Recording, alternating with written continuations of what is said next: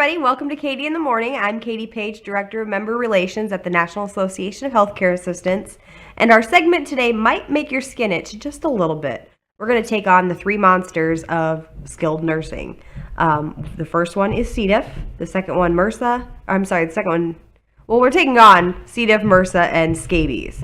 We're going to tell you a little bit of the truth about that, what kind of precautions you need to take if you're in a resident's room who has had contact with this or has it actively, and kind of how long the incubation period is for each of these. They run rampant in skilled nursing just because certified nursing assistants, nurses, housekeepers, dietary are in and out of rooms constantly. And without the proper notification and the proper PPE, it can spread from room to room at a very, very rapid rate. So we're going to go ahead and start with C. diff. I'm going to pull something up on the screen for you guys so you can kind of see it. C. diff is actually a bacteria that causes infections in the colon. And if you've ever been around C. diff, you know that smell. Once you've smelled that smell, it sticks with you for the rest of your life. And that's probably the easiest way to identify it besides the loose stools and kind of that coffee ground type substance or texture that it has. The graph right now shows the effects of C. diff on the colon within the first 36 hours of exposure. I'm 100% positive you guys are all capable of reading that, so I'm not going to read it to you. But the precautions when it comes to C. diff, of course, are gloves. Depending on the person's situation, if they have like the explosive type bowels, you might want to wear a gown in there. Just talk to your DON or your staff development coordinator or your infection control nurse, especially, to see what kind of precautions you want to use in that room, depending on the case-to-case scenario with each resident. C. diff can spread rapidly. Actually, I got in trouble once. I was like 19 or 20 at the time, and a resident came back from the hospital with C. diff, and the nurse was telling us a report, and I just went off like, that stuff's going to spread through here like a plague, and da-da-da-da-da-da, and little did I know that a family member could hear me in the room next to me, or in the room next to the nurse's station. So I actually that's a HIPAA violation for you guys, in case you didn't know that one. I know, because that's a red right up for Katie. But I learned from my mistake and, just kind of keep on trucking along. The second one is either MRSA or scabies. Which one did I have on the roster for next? Scabies is the next one. This one is microbite or a micromite that gets under your skin. It's a little bug, and they usually, if you're looking for scabies, they usually go in a straight line. They can get on their clothes, on their bedding. We had a situation in one of the facilities that I worked in that a lady came in from the hospital, and the hospital actually did not tell us that she had scabies until 3 days after she was there. So there was a scabies outbreak on that unit, and it was just a repetitive thing trying to treat it.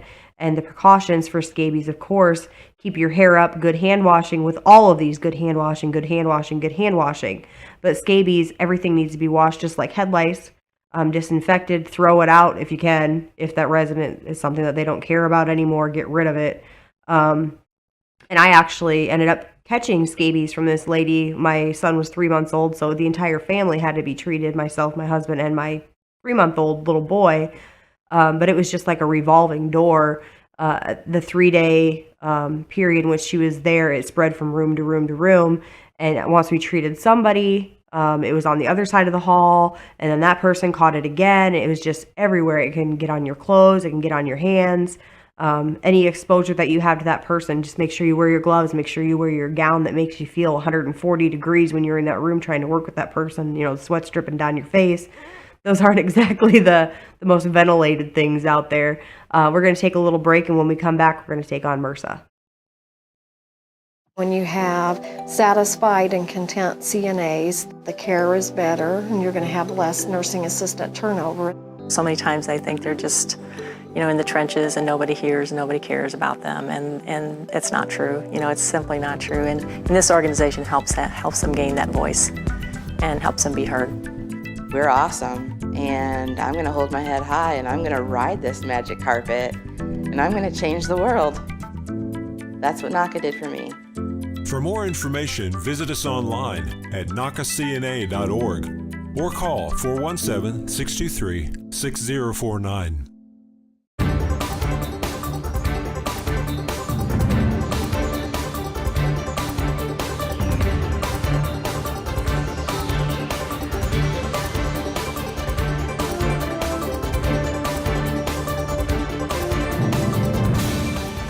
to CNA TV every Friday at 3 p.m. Central Time for long-term care news with Dane Henning.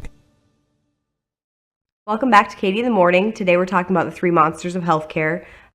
We talked about C. diff and we talked about scabies, and now we're going to move on to MRSA. MRSA is actually a staph infection that resides in tissue. It's probably the hardest one to treat out of the three because it becomes resistant to antibiotics. The main thing that you're looking for with treatment of MRSA is keeping that area clean. If there is wound drainage, make sure that the nurses are taking the proper precautions with that when they're getting the wound drained. And once again, hand washing, hand washing, hand washing. The thing with MRSA is, since it resides in tissue, it can come in more than one form. You could have MRSA of the lungs, and then it would be airborne. You could have MRSA in the bowels, and then there's your PPE for that. It could be a wound, and then you're just looking at the gloves as your precaution. So like I said with the C. diff back before, depending on the case-to-case scenario, make sure you're checking with your infection control nurse, your DON, your charge nurses to see what kind of precautions you need to take before you're going to that room. And with all three of these, make sure you are washing your hands. That is the number one thing to prevent these from spreading from room to room. MRSA has a longer healing time because it not only resides in the tissue, but it can also decay the tissue as well with that infection settling in there. So the recovery time is a little bit longer than the other two as well. Thank you guys for all joining me today, and I will see you guys right back here on Monday. Have a wonderful weekend.